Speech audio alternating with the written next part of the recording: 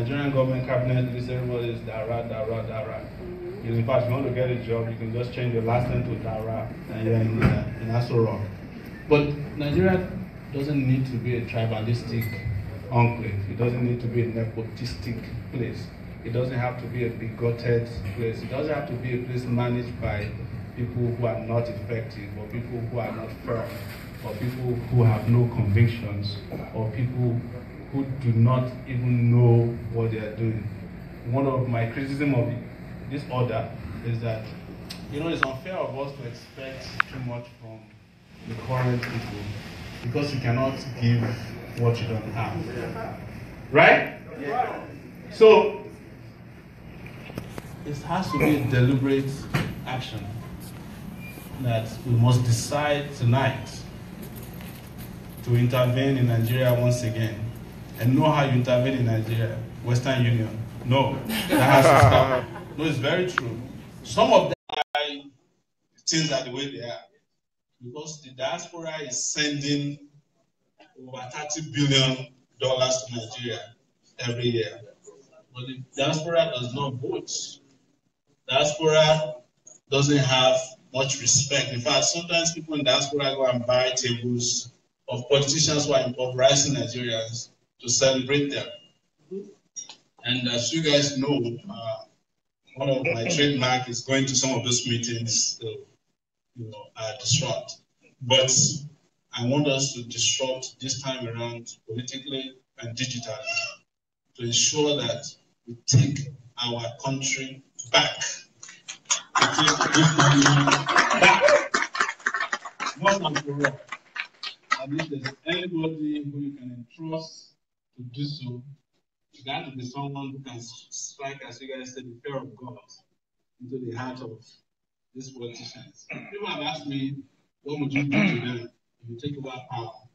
I'm not going to do anything to them, but if I were to be a politician now, you're hearing me, you're a governor, I would advise you to be, relocating to prison in the States. And so that if you end up there, you don't have to suffer too much. It's a joke. But seriously, this is the time for us to act. This is the time for us to strike. In fact, there's never a better time in the history of Nigeria than now to intervene and take over power and this thing. So thank you very much for coming.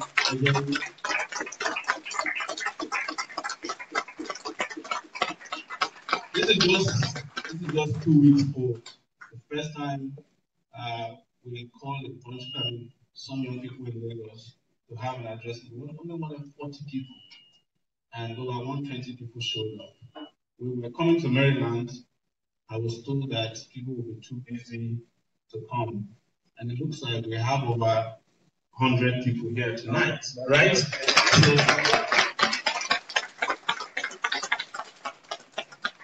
this is not higher crowd. You taking Nobody questions? paid you to come Okay. as they do over there.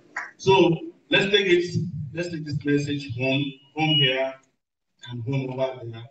And I will bear the torch on your behalf. And you can be sure that we shine the light in every nook and cranny that is in darkness, and we break the bondage of all of those who have been in bondage, and we free all those minds and bodies, roads, hospitals, schools that have been dilapidated, destroyed, and decimated. Thank you so much.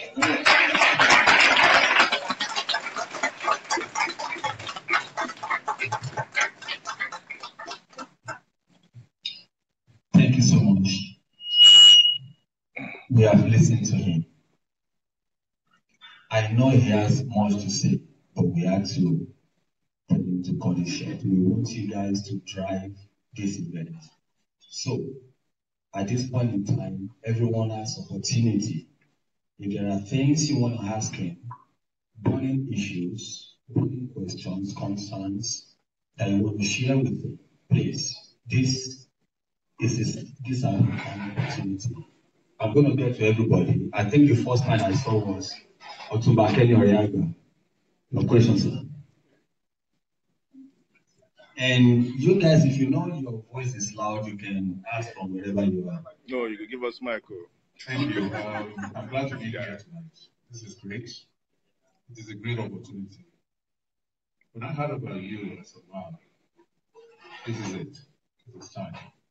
If you don't know me, I'm the chair for the Governors Commission for the State of African Affairs.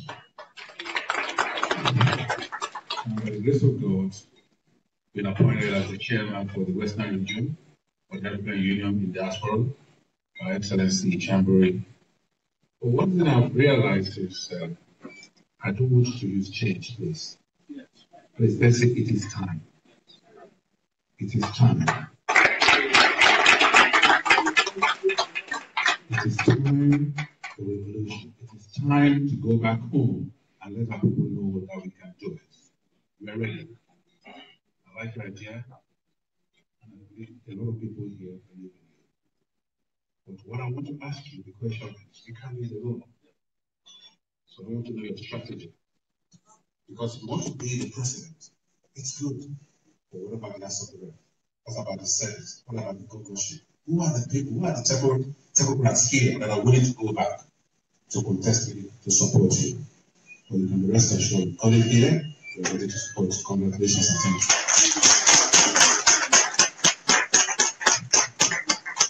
you.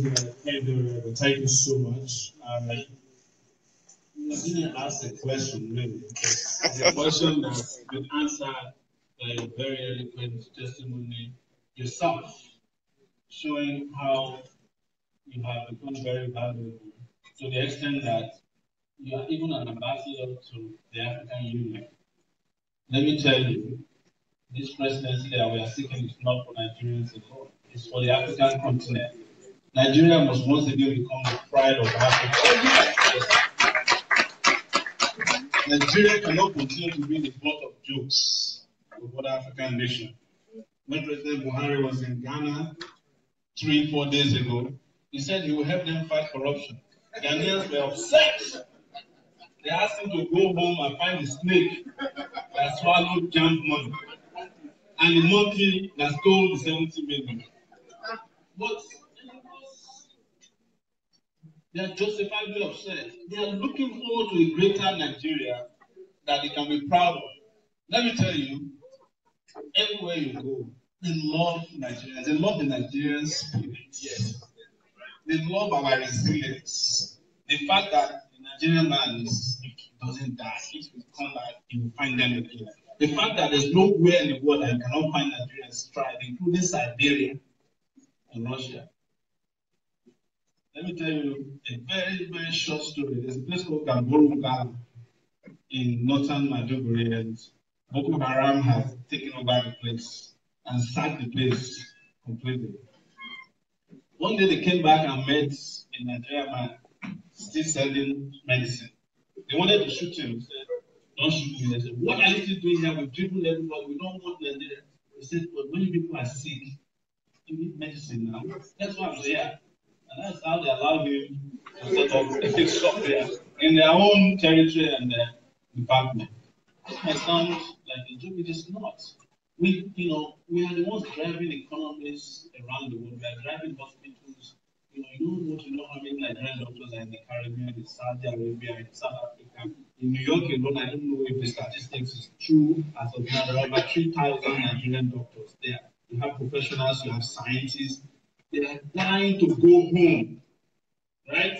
I know how many of you hate winter. I hate winter pathologically to the extent that I'm walking around even in 70 degrees weather, I'm walking around with a winter jacket. I just don't like it. Nigeria has also been so blessed. There is no earthquake that we know of, no hurricanes. You don't have all the problems that abound to other places. You have all kinds of minerals, you have rivers, you have seas, you have all kinds of things. But what Nigeria is lacking is just a kind of leadership that can take Nigeria to that height, that it can be a competitor to any country in the world, anytime, anything. And we need the kind of leaders who have the capability to think and take you to that level. That's why I'm presenting myself. Thank you very much.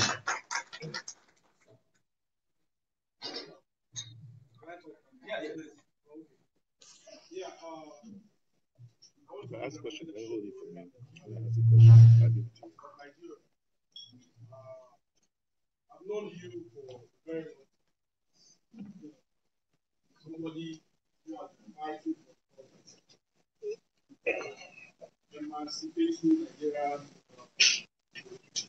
whatever. You have been a good president. Now, like in Nigeria, they usually say there is a price. Has there been a time that the government that you have been fighting, or has there been a time that they called you to offer you something and tell you that, okay, let's give you this, and just keep quiet? We're going to like discuss with you and do whatever you want us to do. And has there been a time like that, and what did you do? Because like there is a huge task ahead for you. They are going to come out, with a lot of propaganda. They're going to come out to tell us this Sowore that you are supporting, he came to me and I gave him things. Is there anything you want to tell us now to convince us before we start telling people that Sowore is upright? So that we'll know what we are fighting for. So we'll be able to stand fair for who we are supporting in you. So has there been a time like that? Please, I really want to know. Thank you. Fantastic question. My response is simple. If you don't have something to sell, don't create a market for it. My integrity was never for sale, and I never created a market for someone to come and negotiate for it. Yes, they make all kinds of offers. I tell people sometimes if I wanted to be like the other journalists that you know, I would have retired a long time ago and be chilling in front of some big house on an island somewhere. But I have never engaged and never encouraged anybody to even discuss how much I need anything because I cannot be bought and I will not allow myself to be sold. That is my simple answer. I've challenged, of course, you see it all the time. You say, oh, Sowore is working for this. It's usually that I'm accused of working for the person that is losing, that is winning against the person that. There was a time they said, when Atiku was fighting Obasanjo, they said I was working for Obasanjo at the time they said I was working for Atiku. It depends on who's winning. When Yar'Adua Kabal was fighting Jonathan, they said I was working for Jonathan. They accused me of fighting for Jonathan because he's from the south, like me. When I started fighting Jonathan people said I have inclinations that shows that I might be a victim of a Muslim. I have interest in these Muslim people who want to Islamize Nigeria. So those propaganda will come, but this is 12 years of Sahara reporters. You can look at the internet. If I've ever collected money or asked for anybody, they would have put it out. That's why some journalists can never write anything about them because they built houses for them, bought cars for them, and created a situation what I call dependency syndrome. They have to go back to them and look for more. And that's why they kind of work. And there's nobody that I cannot touch. Nobody is sacred in my eyes. Or in the eyes of Sahara reporters with all the Let me round it up with one more thing. There's a street around here that has the most expensive zip code. It's called Potomac. Yes. Most Nigerian politicians had houses there some 10 years ago. Atiku, Audios of Kano, Alamafiri Alams. We exposed everybody that had a hidden house here. As we speak, I don't think there's one of them left that still owns a house around here. And Abubakar is dead. Atiku was chased out by the FBI. He cannot enter the US. Masaya died. Audios of Kano, a woman died in that house controversially. All of them have had to sell the house because we exposed them. That's the kind of work that I do. And there's a guy here back home. When we was running for University of Lagos, our tagline was no compromise. No compromise.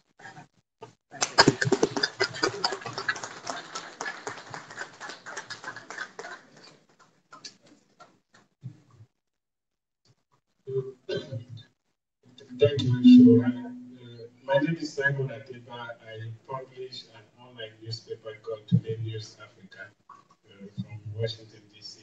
I work for the news magazine for almost 10 years.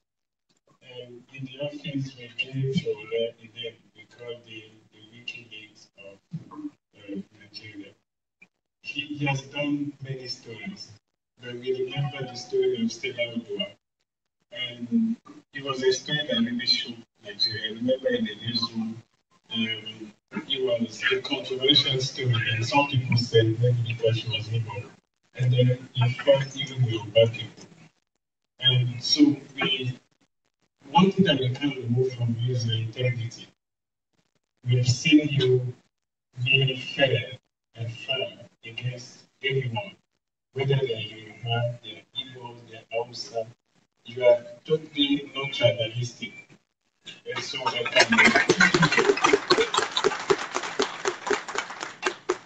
and you know, in the newsroom, when I used to be in Lagos, and we were wanted, and I remember that you came and we had these interviews with, you know, the MDs, the Bank of and all of them. And then you told us that this is the biggest team that you've ever worked with. We had hundreds of reporters across the country. But you know, Sowore was breaking these stories, powerful stories, exposing corruption, speaking truth to power. And he did it year in, year out.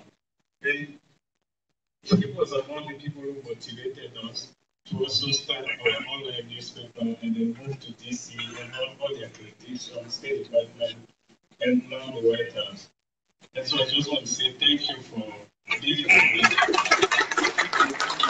Thank you for showing us that it was possible. I have one question for you.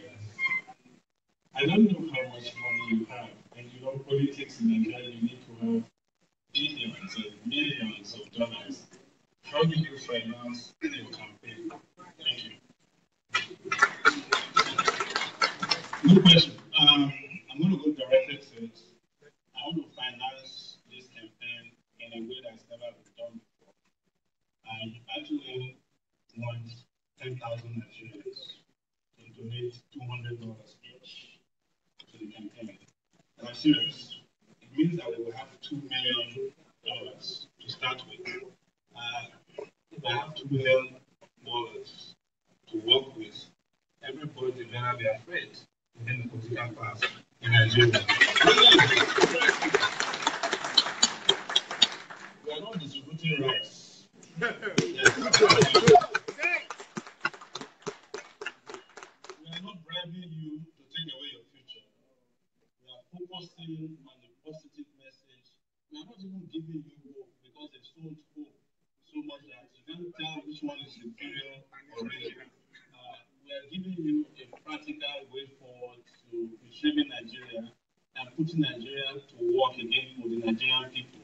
The reason Nigeria is the way it is today, people, is that the people that Nigeria works for are the enemies of Nigeria.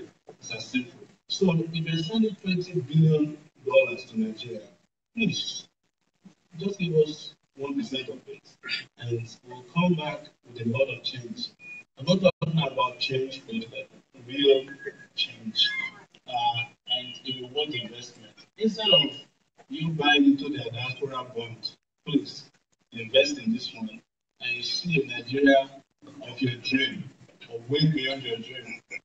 February, this time next year.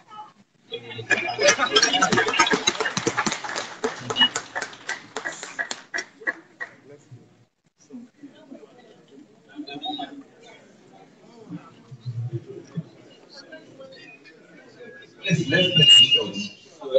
Yes, everybody can have the opportunity. Good evening. Such a pleasure to meet you. I'm actually a big fan of yours. My name is Vivian Uber. I'm an attorney here in Maryland. My question is, but first of all, I have to say it's a delight to see someone who does not have one leg in the grave running for office. Yes, if Obama could do it at 46, why not you?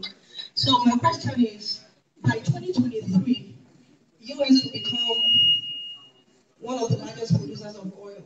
They will no longer buy oil from countries with what's going for us in Nigeria is oil. The price has fallen, we've seen the effect in Nigeria. What are your plans to give work to the youth? What are your plans? Thank you very much. I would say that oil is actually a lazy commodity. That's the truth. The biggest commodity of Western Nigeria has is people. If you have 50 million young people, some of them the most hardworking, the most innovative, resourceful, as you can see from Nollywood and music, you dare not be talking about oil. Oil is also an expired product.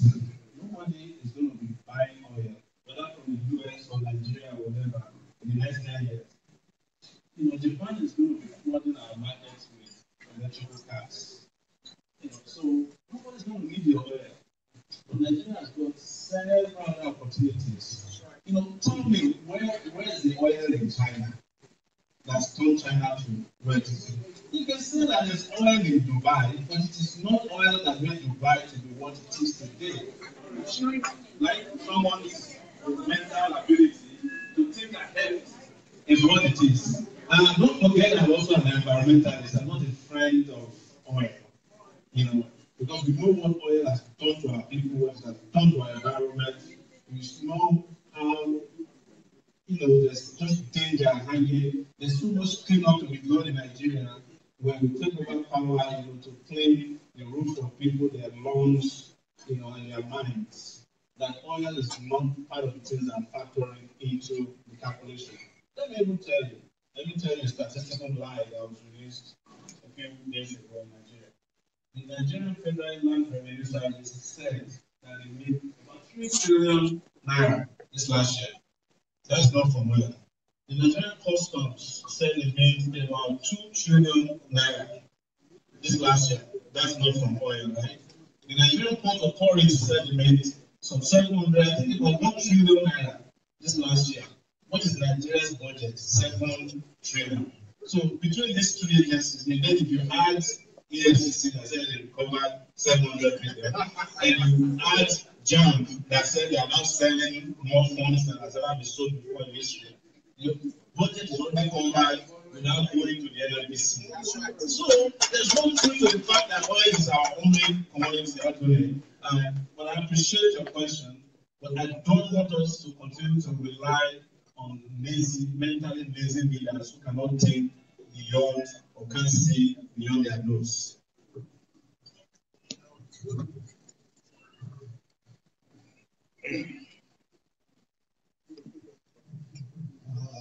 Thank you very much. I'm very glad to see everybody here, and I know we all have the same. We have a common interest. We want to change our beloved country. Sowore Omoyele go way back. I call it my right hand brother. My issue is this: all of us may or may not know it. Nigeria was created not for the benefit of Africans, but for the benefit of Europe. As we all know right now, there are special interest groups, not only within Nigeria, but outside Nigeria, who don't want to see progress of Nigeria. How do you plan to tackle these special interest groups? Most of them are in Europe, some of them are right here in the USA. Thank you very much. Fantastic question. I hear this all the time. The United States that we are all saying today was created for the benefit of England. Right? But at the point the people said they're tired of being the benefit of other people, they took back their country. Any country you find in the world can be used for the benefit of another country as long as there's vacuum of leadership in that place. We have heard about small countries that are prosperous. In fact, Nigeria is the only country in the world that sells oil that imports gasoline to consume. It is not Europe that comes down. It's everywhere. Exactly. It is our own people that cause it. It is our own people that sold $26 billion in oil import subsidy scams. They were not European. They were passed through European banks. You know that? Because I'm a student of history and I also teach post-colonial African history. I taught it for 8 years. I know a lot of history about the Cold War, but you also think about countries that went through the Cold War and became prosperous. I mean, go to Rwanda. You know, Rwanda was governed by, private bank. They had a war that lasted for years. People got killed, and you go to Rwanda today, you can stay on the streets of Rwanda overnight, nothing to touch you. If your wallet falls on the ground in Kigali, you go back there next day, you find it. It is not caused by Europeans. If you want to keep going to the theory of the people that don't want us to succeed, I'm sure you have neighbors that don't want you to succeed too. But if they don't want you to succeed and you refuse to send your children to school, it's your fault. If they don't want you to succeed and you are still refuse to go to hospital, it's your problem. And that's why Nigeria is the way it is today. It's because the leaders also have devised the means to blame every other person for themselves, but themselves, regarding Nigeria's problems. What we need to do is do what is right by our people. If you steal $2.1 billion meant to fight Boko Haram and share it among army generals, and they are buying houses in Dubai, and you blame Arab terrorists for wanting to destroy Nigeria, like the one who is destroying Nigeria is not terrorists, because we could have wiped them out with $1 billion. They refuse to do that. So let's focus on our people and the destruction that they are doing to Nigeria. Once we clear that out, the others who are coming from outside will be very scared of coming to destroy Nigeria.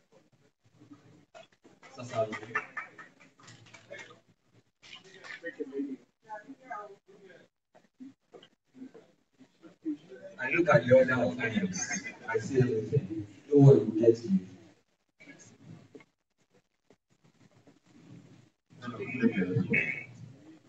Short question. Congratulations, Mr. Sowore, for taking this bold step. It's a great task, and hope you can just push well.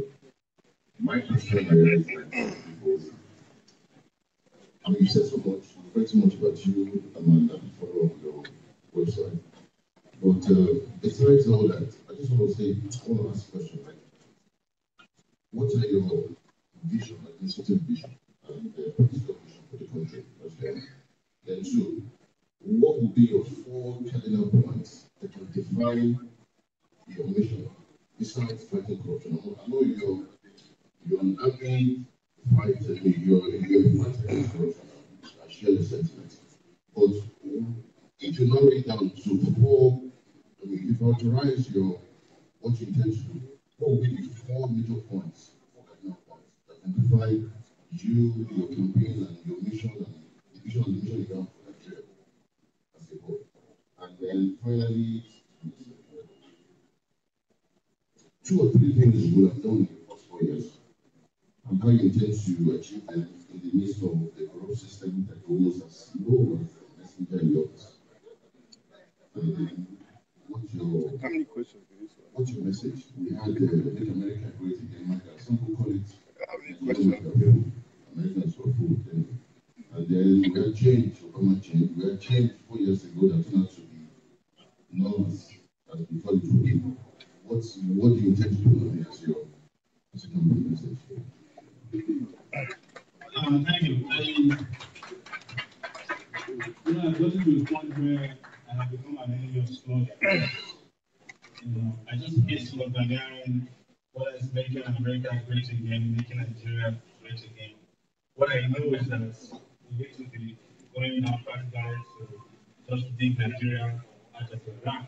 Because what has happened to Nigeria is that each time you ask them to get out of the hole, they hand themselves a shovel and they dig Nigeria further down. I'm not so sure, and I want to say this, and I want you guys to pardon me. It's one of the moments where I want to be a little truthful about how I feel. I'm not sure that Nigeria has never been great before. So the idea of making it great again is an illusion that should not be perpetrated, a fraud that should not be perpetrated against the Nigerian people. I mean, we had 3 years before the Civil War. Civil War wiped 2 million people away. Military budgets came again. Still, the time they handled the quality cement Amanda, imported cement that never took out of the ship. And then Obasanjo handed over to Shagari, and Shagari was kicked out by Buhari.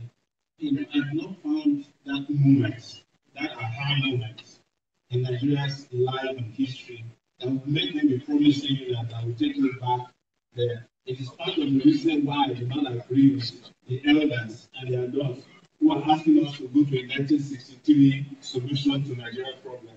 In 1963, Nigeria did not have 120 million people. It didn't even have 150 million people. Nigeria did not know about internet in 1963. So a 79-year-old man who is telling me that the only way Nigeria can be saved is to go back to a government style that has become archaic and is no longer used anywhere. A man who does not have Vision 2020 cannot be telling somebody who does to use his glasses to see. That is the truth. And it's very important that we do that. We're talking about 4 cardinal points. I also don't want to reduce myself to 4. We love even numbers. What about if we have 7 problems? Or maybe I want to go the way of Jay-Z. We got 99 problems. And all these leaders are one of them. So we just have to confront all the problems as they come. And there are plenty of them. There are not 4 cardinal about Nigeria's problem. Nigeria's problem has got a lot of dimensions to it. But characteristically, we've not found somebody who can even take on one of them. And if I'm promising you today that there will only be 4, when we know that there are more than 500, and I'm just saying that all of them will be tackled together. Corruption is actually one of Nigeria's problems because it has become part of the corruption is so endemic in Nigeria that it could have been part of the Nigerian flag. But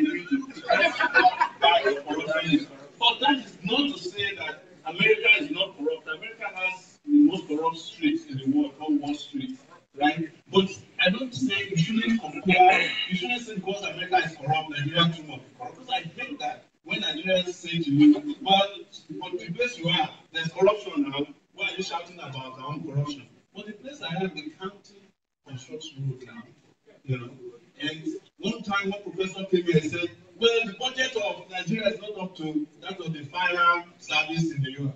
I said, if I was you, I would say that that's stupid thing.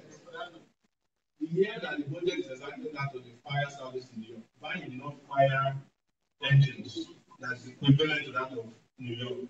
The following year, if the budget is according to the water department of New York, put enough water in Nigeria according, and let's see what Nigeria will look like in 4 years.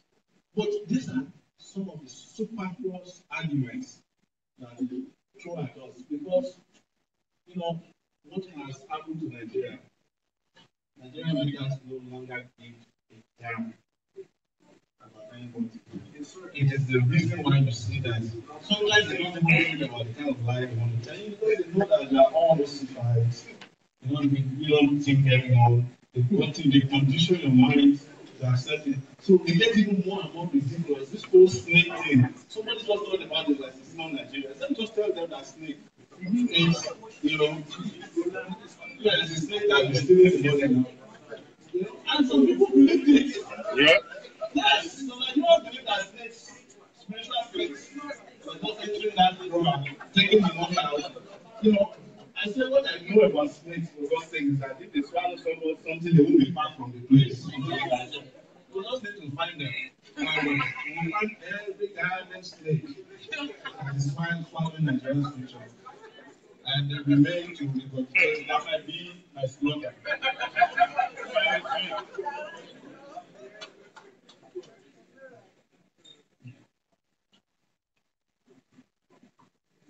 Yes. Okay. There's a lady at the back. I have an appeal. And the first appeal, actually, is only one. Make it short. And the first person I'm going to tell the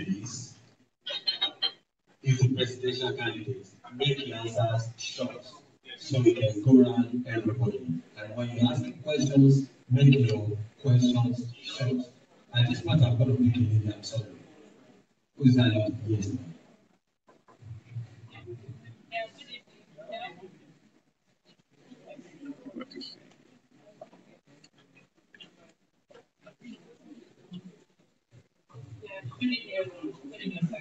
Yeah, my name is and I want to salute Sowore for taking a good step in saving our youth, at least from breaking the existing cabal in Nigeria. Now, my question is, wonder what political party are you planning to run? Thank you. Thank you very much. Fantastic question. What we're going to do is elimination series. APC, no way. PDP, no way. We are working with a coalition of parties.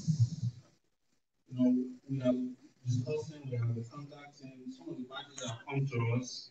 We want to make sure that their own manifesto, agenda, and that the philosophies are compatible with our character. And we will announce and unveil this group of parties in a matter of time. Someone was complaining that my one of these thinking, would you like to have a president that knows how to talk on the first night?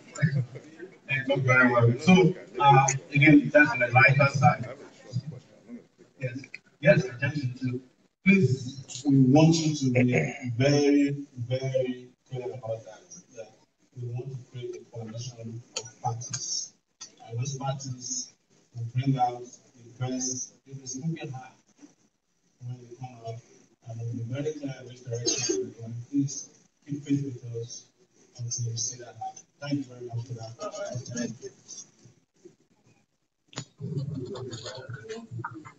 Let me quickly say something before we move forward. The place that we're here right now is called Cough Sports Cafe. And I just want to use this opportunity to say thank you to Mr. Kolade for allowing us to use for this place. I also want to tell everyone that is seated here that the civilization menu of this place is the Assam, which is the grilled goat meat. So you are free to order anything you want from them. Just signify to the waiters who are walking around. They will take your orders. Thank you. 1 second. Mr. Anderson, please. So, remember me? Back then, Harry Baba, back then, a few years ago, during the fuel subsidy, we had a protest, I think it was outside the World Bank or IMF. Yeah, I'll ask you a question. So you reached out to me, you called me, you encouraged me, you came all the way from New York to support me. So I appreciate that. My question is this. Right now we have PDP, ABC, there's two major problems, not just corruption. Boko Haram and the Fulani harassment, especially the Fulani harassment. They came to Enugu State, I'm from Enugu State, and they killed over 50 of my people. The fact that they go around carrying AR-15s and all kinds of guns, and they just go freely and kill randomly. I just want to know what are some of your ideas, because this problem has been going on for many, many years. So what are some of your ideas of how you want to tackle Boko Haram? How do we contain these Fulani herdsmen? Because of course they have cattle and we eat the cattle. So how do we contain them? How do we contain the stuff that we do? Hopefully we can talk about that last. Isaac, thank you so much for this great question. I want to very quickly address, because I don't want you to feel like we're talking away from the question about how we intend to handle the economy. And I have said it and I'll repeat it again that Nigeria needs a reset. We need to put our people back to work.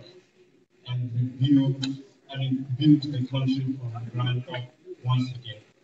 And in my first year of being in office, I promised to provide real jobs for nothing less than 2 million young people. And how do I do it? It's ensuring that every say, well, let's rebuild Nigeria. The question you ask yourself is, how do you do it? One of Nigeria's biggest problems is that the rebuilding of roads is done by one company since I was born. Right? It's just no competition. So, whatever it takes Ghana to build 1 kilometer of roads, it takes Nigeria 1,000 of that amount to build it, because before the road is even touched at all, bribery, corruption, kickbacks has already taken all of the money. I don't know if anyone of you ever listened to the song of Fela called Look on Life. They said it there. Government gives, contractor begs, road is not done. We want to put people to invite more companies in Nigeria to build the roads, pay them what is commensurate with what is paid in other countries. There is no longer monopoly of construction. When we say agriculture, we mean that people can actually practice mechanized agriculture. That tractors are brought into the country, they are cleared on time, and they are not used in building the farms of government officials. When you talk about real jobs in the education sector, we have 6 months of training for teachers, for graduates to become teachers. 6 months we are trained, and we will hire 200,000 young people to go and teach in every nook and cranny of Nigeria. You know why that is possible? I was taught by Ghanaians who left their country when the economy tanked. They don't even want to be Ghanaian teachers. So if Nigerians can come to Nigeria to teach, why can Nigerians be trained to teach Nigerians? That's 200,000 jobs right there, just teaching, because the graduates are there. They are doing conductors now, and they are driving Okada. And the best job in Nigeria today for a graduate is driving Uber. That's the truth. So we're going to take all of that away. But what is most important is that every country in the world that is prosperous is usually driven by small businesses. You cannot have progress where small businesses cannot access loans that is less than 30% interest rate. Whereas the big men who are using the loans without collateral to marry and buy jets have they have not paid back the loans, they have not paid back the interest, no principal, no interest, no matter how it is calculated. And what the Nigerian government has been doing is to provide corporate welfare for these rich people. There's a company called AFCON, Nigeria Asset Management Corporation of Nigeria. It's the biggest scam there is. It is the company they put in place to buy back the bad assets of the rich people. As we speak today, less than 50 million Nigerians are owing banks 5.1 trillion naira.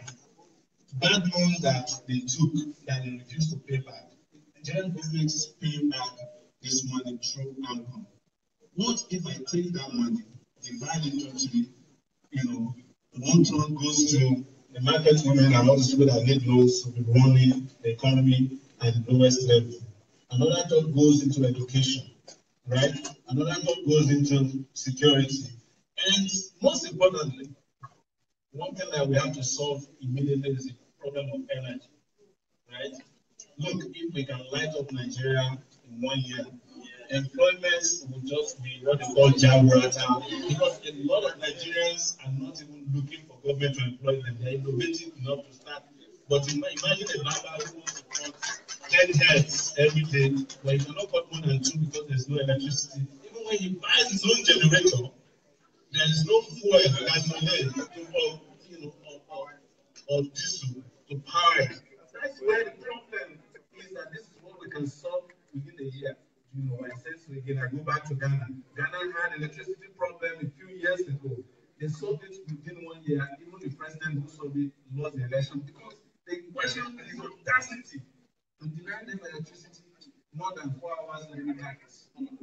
That was Ghana for you. So why can't we do it to Nigeria? Now, Harry, I go to your question about Boko Haram, right? Yes. And it's not Fulani herdsmen. Fulani herdsmen. The problem, as I've said again, is that the law enforcement agencies are not doing their job. You know, if they were doing their job, there's no way Fulani herdsmen will, be moving around with an AK-47 and he's coming from Sokoto and he reaches Inugu and kills people. He goes back to Sokoto again with his cattle intact. Yes, so. But the villages that he passes through is ravaged and people are killed there. The same thing with Boko Haram. The reason why Boko Haram is flourishing is because the generals who are fighting Boko Haram do not want the Boko Haram war to end. It has become a cash cow for Nigerian military officers. You know about that trip where the girls were kidnapped. We have documents on our website showing that the Nigerian military were aware, weeks before this happened, that Boko Haram was going to kidnap people, mass kidnapping. What did they do? They went and withdrew soldiers from Damchi, and Boko Haram came and kidnapped 110 girls. They were even lying about it first that no kidnapping took place. We insisted there was kidnapping. Later they said they had rescued the girls. Turns out that no girl was rescued. So you cannot have a country have the kind of security you desire, have a stoppage of the kind of carnage that the Fulani herdsmen Boko Haram is carrying out, until you have the kind of leaders who are honest enough, who are willing and ready to fight this cause to an end.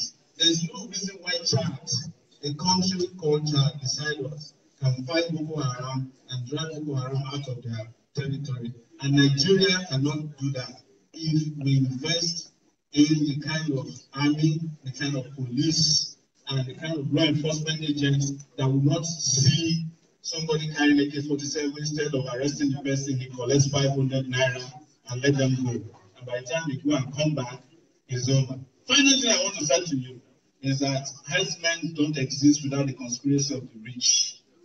The herds of cattle that you are talking about, they are not owned by the guys who are walking around with them. They belong to Nigerian rich people. They are the ones who give them the cow, and they are the ones who supply them the weapons. Even when they are arrested, they are the ones who bail them out of the police. So instead of the police force working for you, it's been working for commercial interests, individuals in the country, until we have all these people working for us through the intervention of a honest, fearless, and courageous leader. You cannot have an end to the carnage. If we wipe out herdsmen problem today, kidnappers will come. If you take away kidnappers, Niger Delta militants will come. If you take away Niger Delta militants, OPC will come. This problem is just like what they say in Agbada in Nigeria. If you put one side up, the other side falls. We must end this cycle of responsibility, but it can only be resolved with the kind of honest, principled, and effective leadership. Okay. Thank you so much. Thank you.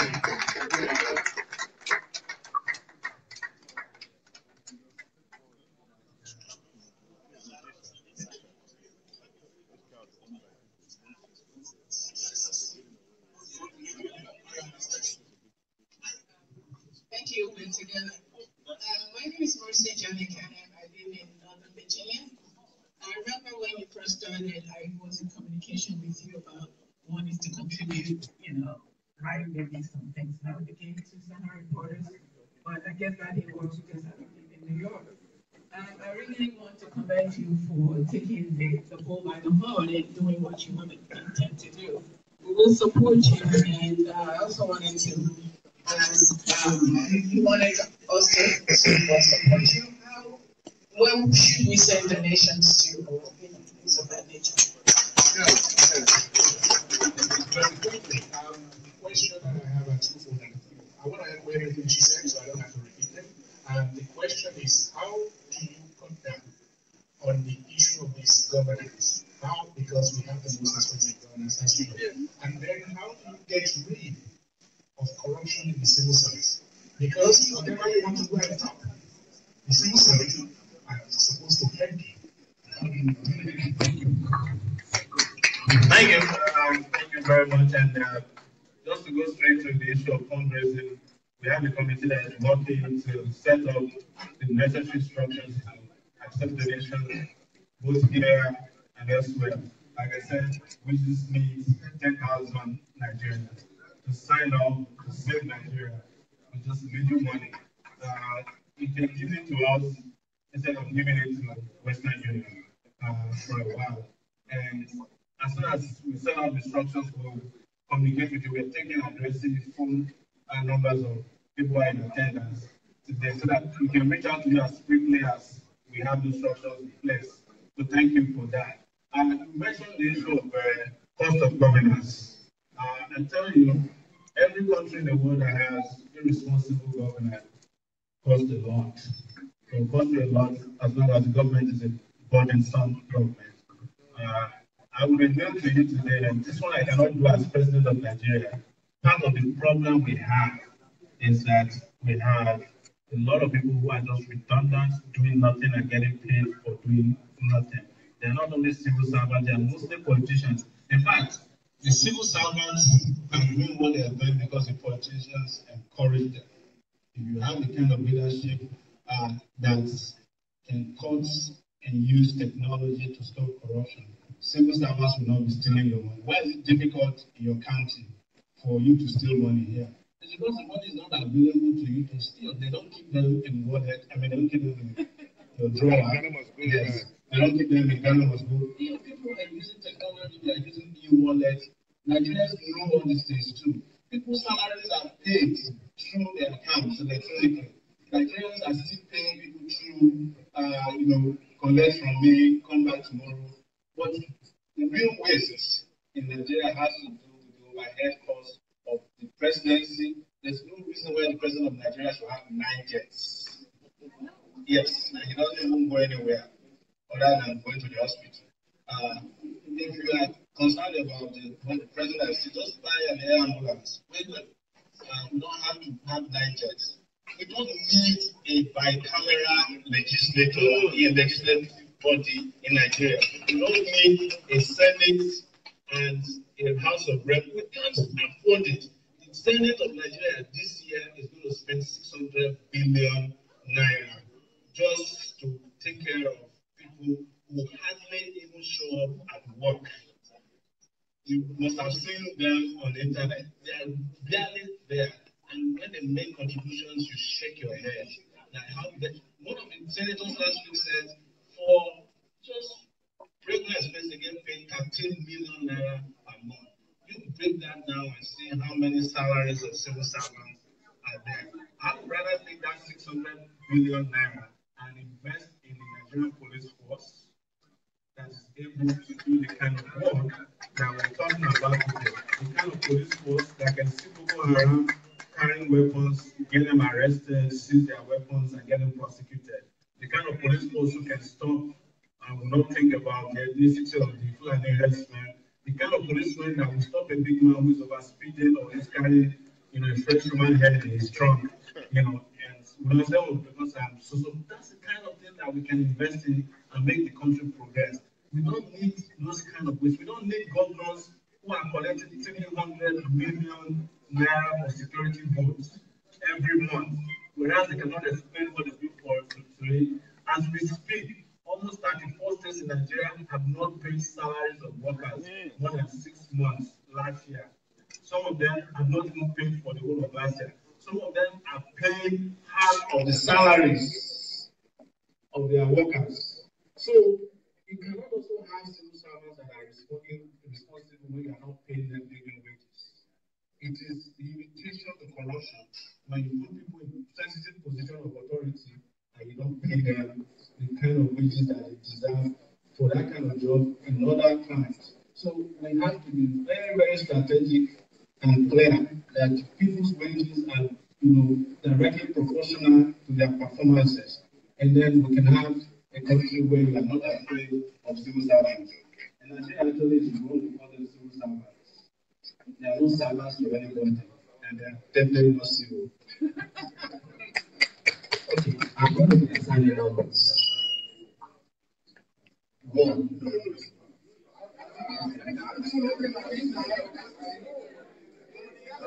One second. 1. 1, 2, 3, 4, 5, 6, 7. So let's start with number 1 now. And please, I crave your indulgence. Please bear with me. Please, everybody wants to be called.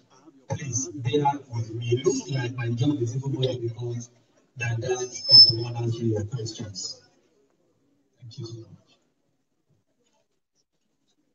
Okay, wait. I'm listening to you. Okay.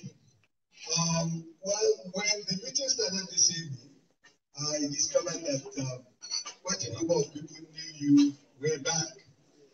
I didn't go to Unilag. I went to Creative. My name is Bade Adekunjo. I said that because my first encounter with you was on your website, particularly when you confronted, I think it was the former ambassador, Nigerian ambassador here, somewhere in Canada. And there was a big crowd there. And I was wondering, who is this guy? You drew my attention. And since then, I've been following you.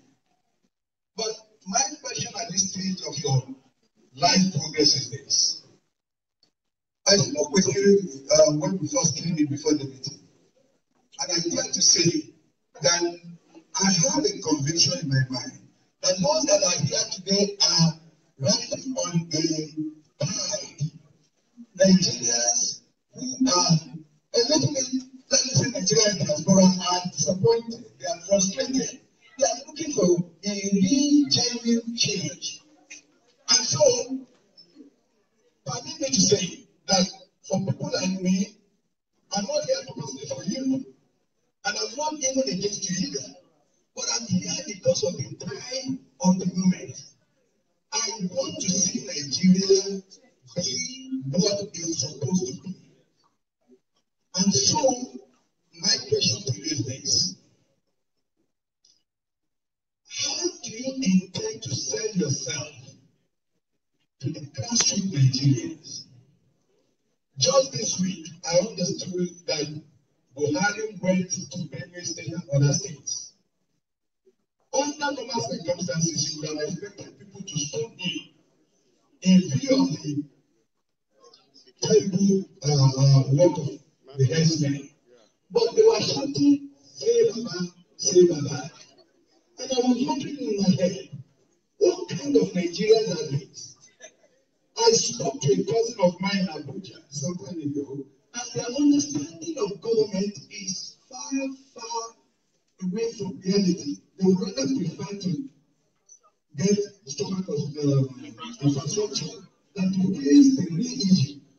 How do you intend to sell yourself to the ordinary Nigerian? You can sell yourself to me, but I have only one vote. Incidentally, when I talk to them in Nigeria, they will tell me, you are American. The people who really matter are the people there. How do you intend to sell your candidacy? Secondly, I thank you that you mentioned the issue of coalition. The way I'm looking at it is that like-minded will begin to coalesce together. I hope you are prepared for that. I hope you are not depending on people like me and your own Unilag compliance. They won't give you much. The people that will give you votes for the kind of dream that we want are Nigerians in Nigeria. Thank you. Thank you. Thank you very much. One thing we have to understand very clearly is that more and more Nigerians are actually become politically conscious than we've ever known and thought about before. And this consciousness started to rise with the brand of journalism that I practice my career in the last 12 years. Nobody, and I mean nobody would think in 2015 that there could be a change of government from one party to another party. But something very critical happened during that period. One thing they used to get away with, we didn't let them get away with. And that is for the election to last the next day before the results are announced. So as the elections were happening, that the technology was helping us to announce results. We announced the result of 10 states on Sahara reporters as they were released. And it became impossible for them to rig the election. One of them got upset and went and grabbed the microphone from INEC baby. So what I'm saying to you is that don't let us discountenance the fact that the knowledge transfer, the exposure transfer that we are doing also from here are beginning to impact on Nigerians. And young Nigerians are creating parallel political forces that will challenge the old order. It used to be that they will say to you that people on the internet are just rabble rousers, noise makers. But people on the internet are starting to influence politics in such a way that they are also becoming registered voters. They are getting ready with their PVCs. But most importantly, you raise an issue about physical presence on the ground. I just came from Nigeria. I told you 2 weeks ago when we had a meeting, small meeting to announce this. 140 Nigerians showed up, and more would have come if we didn't make an announcement. So we are going to get back to Nigeria on the ground and talk to people. We are going to knock every door there is. And when there's no door, we will pick in. And I feel that it's time to change Nigeria and make sure that Nigeria is put back, is put on the path of prosperity and progress. This is what we are going to do. People, I tell you, are starting to get tired of collecting rice. I know of the guy in Kwara State who used to give rice. He lost another government election in Kwara State. And so I think he was still branding rice. But people are starting to ask questions that they've been governors for 8 years. And you said you created the best schools. How come you can't send your children to the university here? You have to send them to Ghana. How come you cannot allow your children to be born in Nigeria? You have to have them to be born in the US. So these are legitimate questions that are percolating, including my grandmother, who also now has a Facebook page. Right? All of them have telephones, a lot of Nigerians carry smartphones. In fact, an average Nigerian carries 2 smartphones, 1 Samsung, 1 iPhone. So we love the status. So people are getting the message that we are delivering. Let me tell you, as we are speaking here tonight, Nigerians from across the world are also listening to us through live stream on Facebook, Twitter, on Roku, and all those other technological platforms. They are getting this message and they are getting mobilized. They are getting ready to move the country in a different direction. We have done it for too long. It's time there's an opportunity for us to make progress, to make a detour.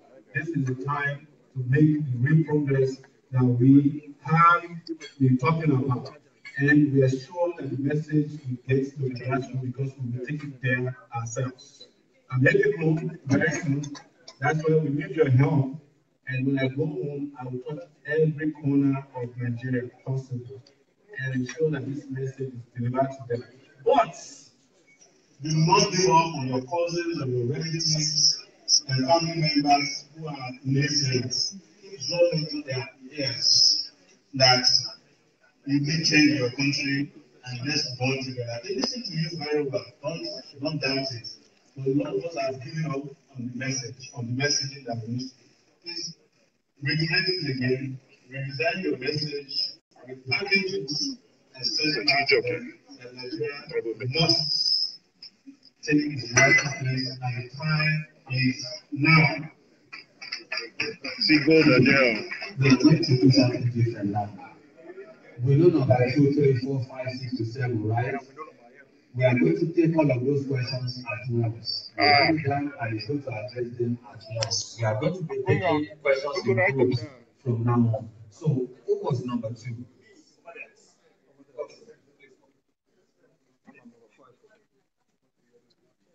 Somebody's going to write it down. Who is writing? Nobody is writing. My name is Maya. Thanks for coming up. Congratulations. I have no question. My question is, what's your plan? Great. Do you have is somebody writing down the question? Eh? Yes. Over there, can you raise your hand? Who is writing the question? Oh, here. Who is writing the questions? If you did here, raise your hands and you'll come over to you and get your question. Well done. What's going on? All right. My question is, what's your plan for your presidency? We in the past, and even this current administration, we all get excited education is somebody that is very good, very articulate, gets it's like, so what's your problem? And also, how do you intend to combat Nigerian security complex? Because this one is older than me, I cannot talk that. I can't ask questions. I don't have to. Okay, number three. Wait, did you write it down?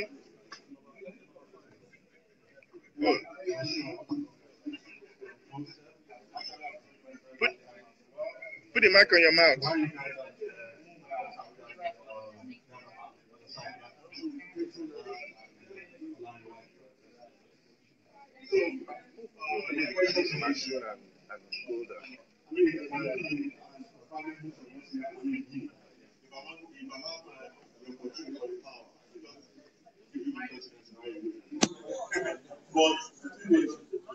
But my first question is, how are you going to combat the problem of tribalism?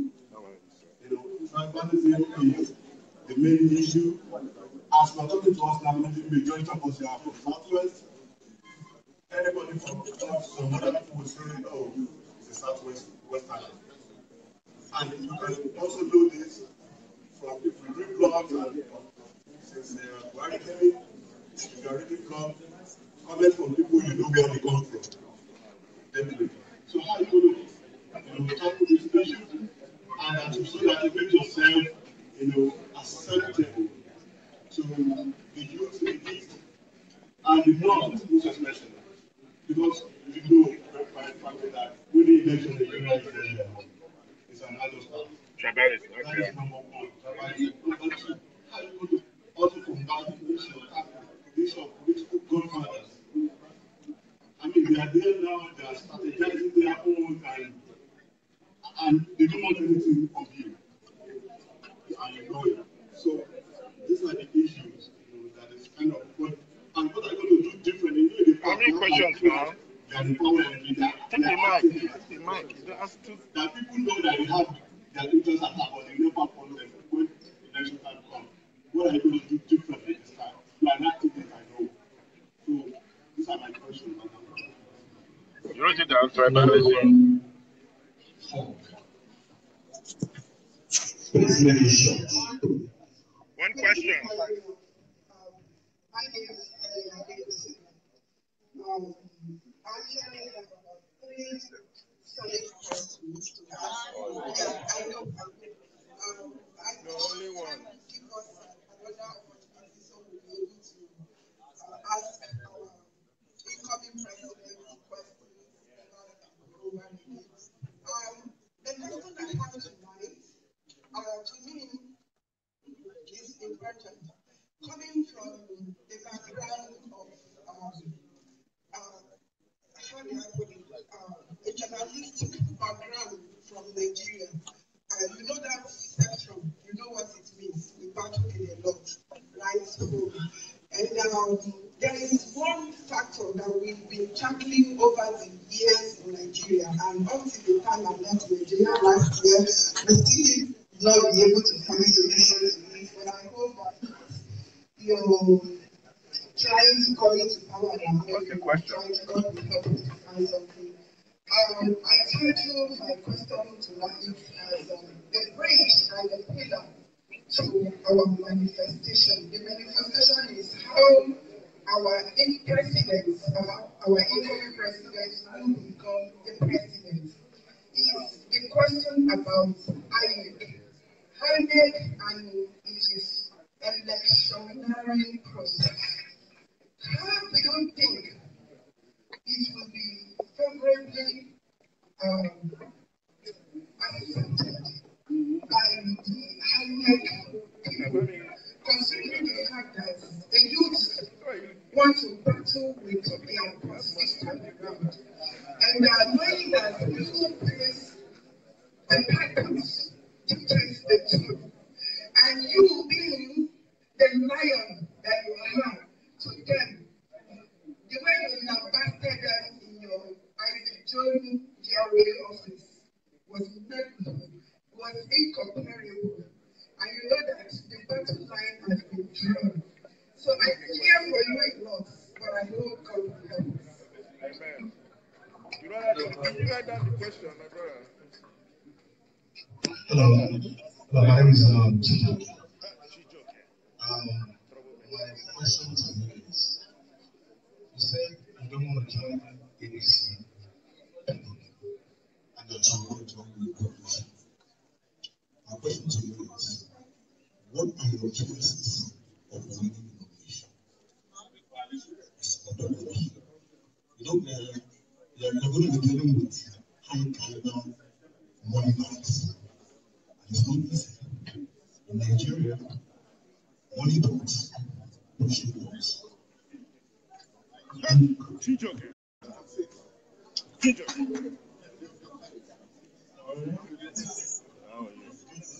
And it's time for gold. I see my sister. Please read gold and Ashu. You go try.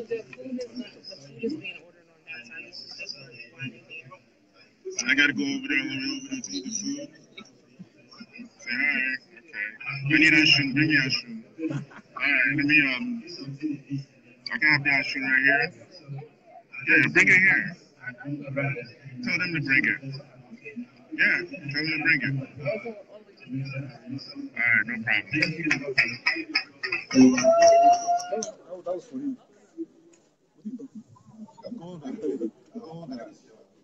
Gold. Not a dream.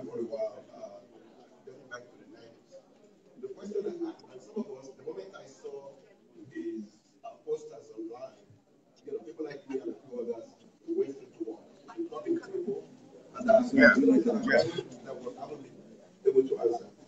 I think it already came out earlier for us. The question was a question of values. And I know you did mention it's going to be a coalition.